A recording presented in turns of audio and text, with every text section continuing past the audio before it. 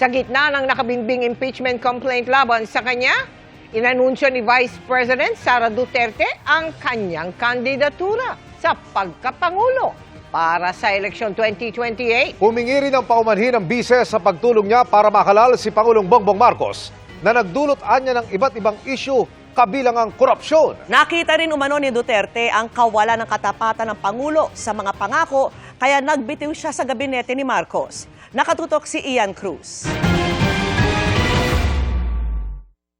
Ako si Sara Duterte. Tatakbo bilang Pangulo ng Pilipinas. Mahigit 2 taon bago ang eleksyon 2028, idineklara na ni Vice President Sara Duterte ang intensyong tumakbo sa pinakamataas sa posisyon ng bansa. Sabi ng bise, kinailangan niya ng 47 taon para maintindihan na ang kanyang buhay ay hindi lamang para sa kanya. Unang umugong ang pangalan ni Inday Sara sa isang presidential race noong 2022, bagaman tumakbo lang sa pagkabise ni Pangulong Bongbong Marcos. Ang pakikipagtambalan niya kay Marcos, hiningi niya ng paumanhin ngayon. Mga kababayan, humihingi ako ng paumanhin. Patawad kung tinulungan ko mahalal si BBM bilang Pangulo ng ating bansa. Ipinaliwanag ng bise ang umano'y mitsa ng lamat sa pagitan niya at ng dating katandem sa unit team. Sa unang mga buwan ng aming mga termino, nakita ko na ang kawalan ng katapatan ni Bongbong Marcos Jr. sa mga pangakong binitawan noong kampanya.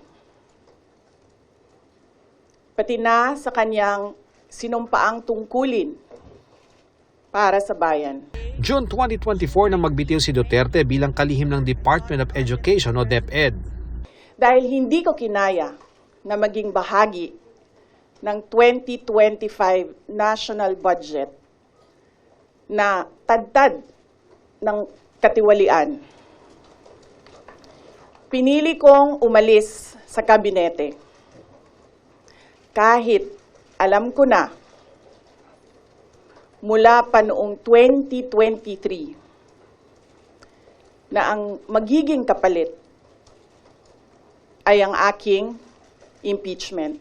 At dahil sa ambag umano sa panalo ng Pangulo, inihingi rin ng tawad ng Vice Presidente ang mahal na bilihin, kawalan umano ng seguridad sa pagkain, kapos nakita, hindi umano epektibong healthcare, kawalan umano ng independent foreign policy at korupsyon.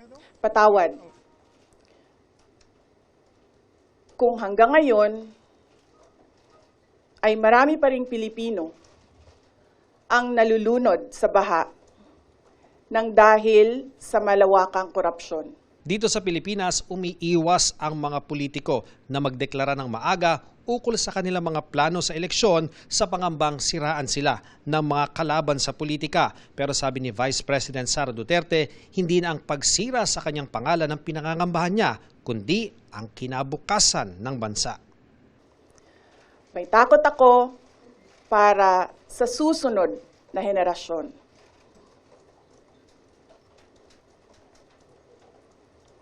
May takot ako para sa mga kababayan nating walang bahay sa ibang bansa. Walang pangalawang pasaporte, walang ibang matatakbuhan kundi ang Pilipinas. Kahit ito'y patuloy na nalulugmok sa kahirapan. Hindi raw siya makakaluhod at makakahingi ng tawad sa bawat isa, kaya sa halip, I offer my life, my strength, and my future in the service of our nation. inanunsyo niya ang desisyon sa gitna ng bagong impeachment complaints na kinakaharap niya sa Kamara. At halos 1 linggo bago ang confirmation of charges hearing sa kaso ng amang si dating Pangulong Rodrigo Duterte sa International Criminal Court. Marami mang gustong magtanong sa bise, hindi mo na yan pinaunlakan kasunod ng anunsyo. First question. Next time na ang question. Thank you. Morning.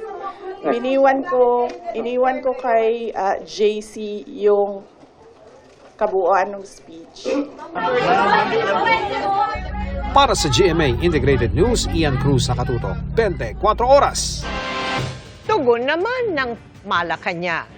Mas maraming isyung dapat ihingi ng tawad si Vice President Sara Duterte. Pinayuhan din ito ang publiko na suriin kung ang iboboto sa 2028 ay Manchurian candidate o puppet ng dayuhan. Maikli naman ang mismong reaksyon ng Pangulo. Nakatutok si Ivan Mayrina. Good luck.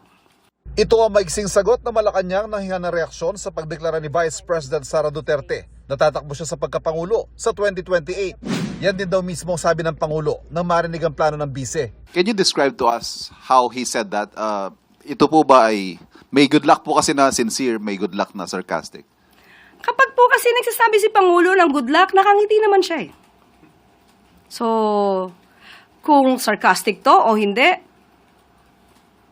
ko masasabi.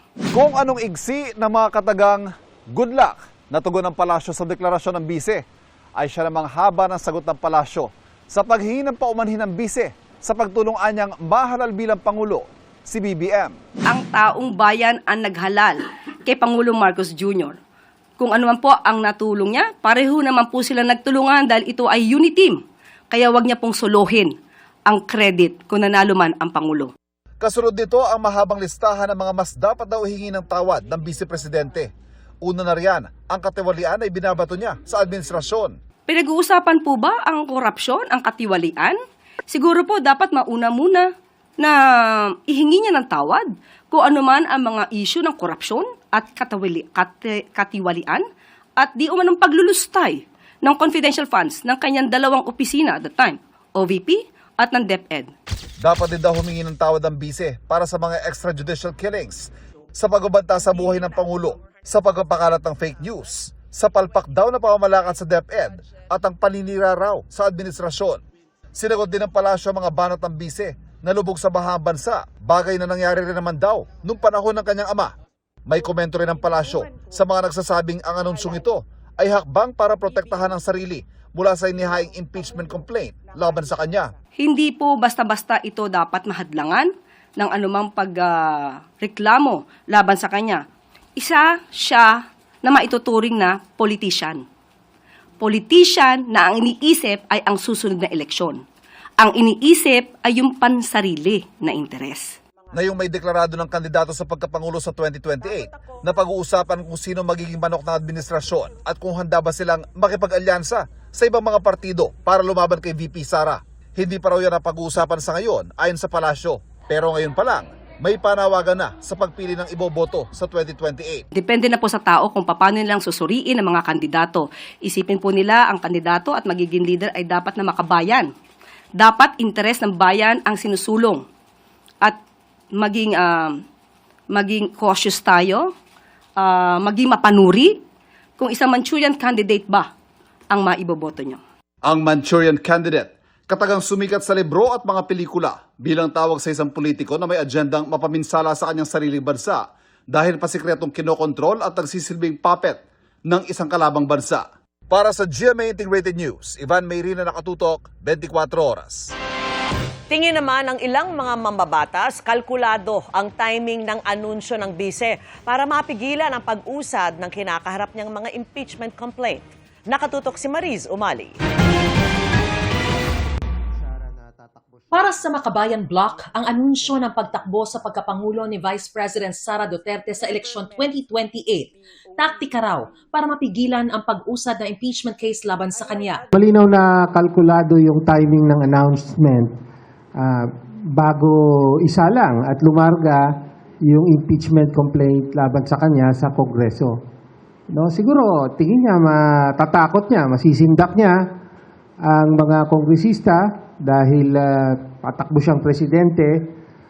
Pero makikita natin na dahil napakatibay ng batayan sa kanyang impeachment, hindi ubra yung ganyang mga gimmick at malalantad muli no, ang kabulukan sa ginawa niya sa confidential funds. Ito yung attempt nila para i-reframe yung narrative na lahat ng nangyayari ay dahil sa takbo siyang presidente.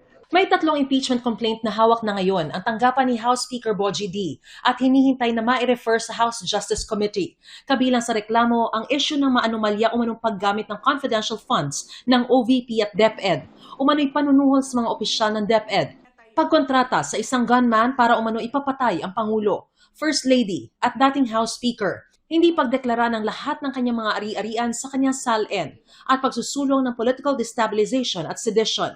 Bagamat naniniwalang hindi makakaapekto sa paggulong na reklamo ang anunsyo ng Vice Presidente, naniniwala si Senior Deputy Minority Leader Lawrence Defensor na may epekto ito sa pagpapasya ng mga mambabatas sa kahihinatnan na reklamo. I can tell you that it may affect how the voting will come out. Mabuti din para sa kanya, para malaman niya kung sino talaga ang mga kakampi niya at kung sino ang hindi niya mga kakampi. It's an advantage for her right now, especially that the impeachment complaints will be referred to the Committee on Justice. Kaya hamon ni Gabriela Party List Representative Sara Elago sa mga kapwa mambabatas, ipakita nila yung kanilang pagiging tapat dun sa sinumpaang tungkulin na magsilbi sa interes ng taong bayan at hindi yung mga pansariling interes.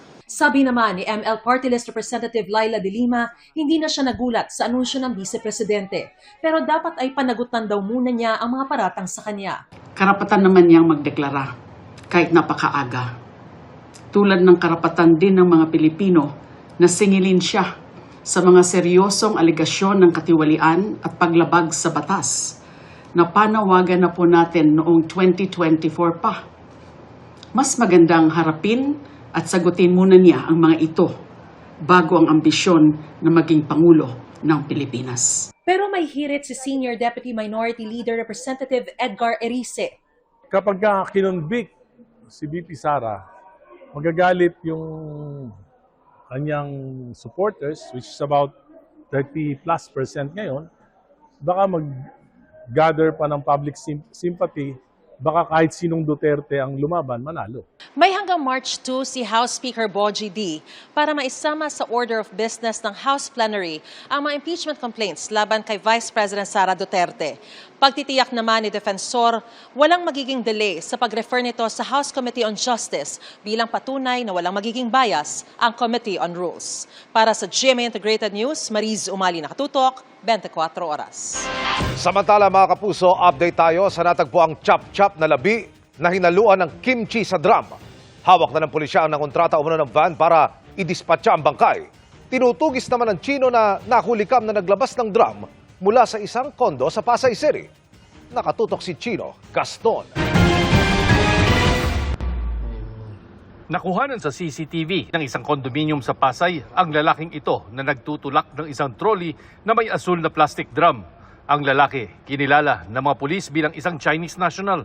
Tila mabigat ang dala niyang drum dahil nagpatulong pa ito sa security guard ng kondo para maisakay sa elevator ang trolley. Sa loob ng elevator, kitang nagpupunas pa ng pawis ang lalaki. Sa ibaba ng kondo naghihintay ang isang puting van. Ang mga video kuha dakong 5:30 ng hapon nitong linggo, February 15. Nung gabi ring yun, nadiskubre ang isang drum na may lamang putol-putol na labi ng isang tao sa Maynila na hinaluan ng sauce ng kimchi. Sabi ng isang mangangalakal, ibinenta raw sa kanya ang drum ng isang lalaking sakay ng van sa paniwalang mga bote ang laman nito.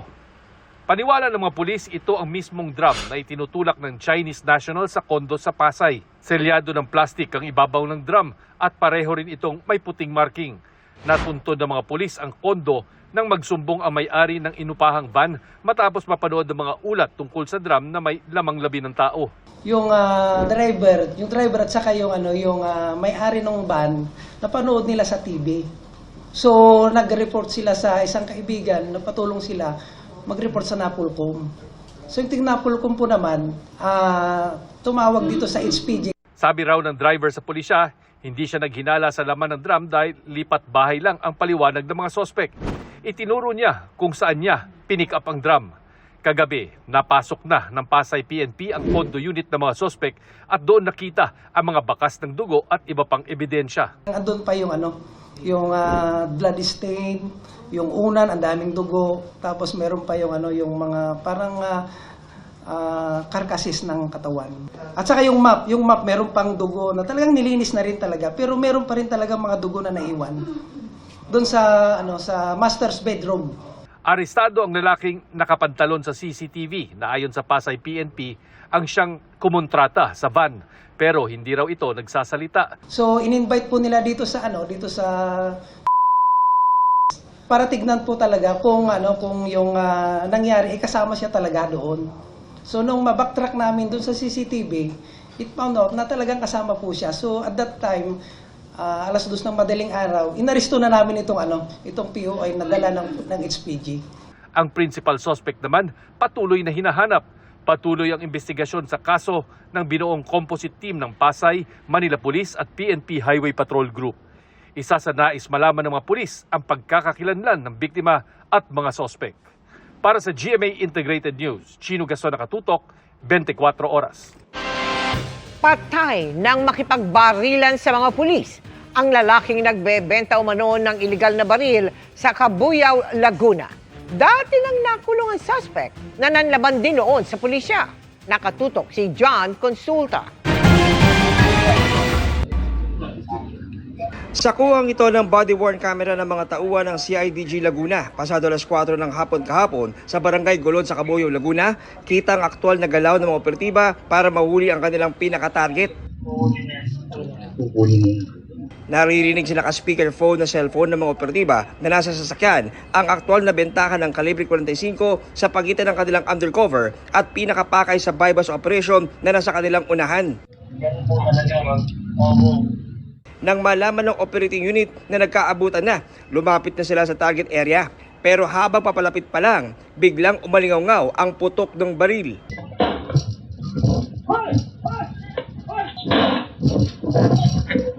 Nagkaroon talaga ng transaksyon between sa ating pulis na nagpanggap na posture buyer at dito sa ating suspect. Kaya nga nagkaroon sila ng pag-aagawan ng baril. Nung nasabi ko nga, na-sense niya, nahalata niya na peke yung pera. Sa CCTV video na ito ng Barangay Golod, makikita ang suspect ng tumamba ito matapos tamaan ng baril. Agad sinecure ng mga pulis ang perimeter sa area para matukoy kung may iba pang kasama ang kanilang target ng operasyon. Maya-maya pa, isinakay na sa likod ng pickup ang suspect at dinala sa ospital. Pero kinalaunan, binawian din siya ng buhay.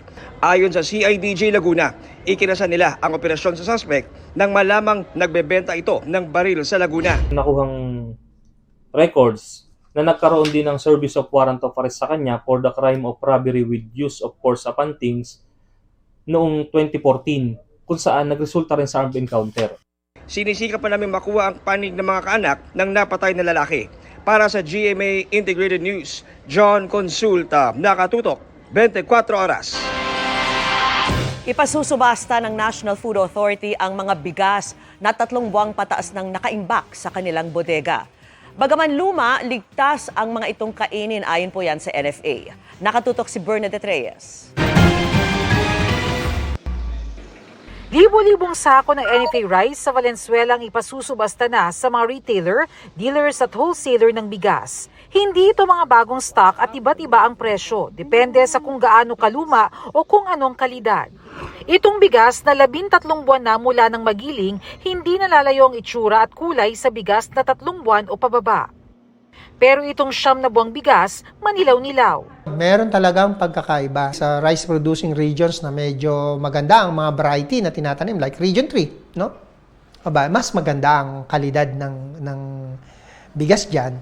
Sa darating na Biyernes, February 20, magsisimula ng auction proper para sa 750,000 na sako ng NFA rice. Depende kung gaano nakatanda ang bigas, maaaring may pagkakaiba sa kalidad at presyo nito. Pero ayon sa NFA, lahat daw ay masasabing fit for human consumption. Ayon sa NFA, tungkulin nilang ipasubasta yan. Siyempre, dahil gusto rin nating lumuwag ang bodega ng NFA at malapit na ang peak season ng harvest sa Marso, no? So, tapos yun, makapag-generate ng revenue.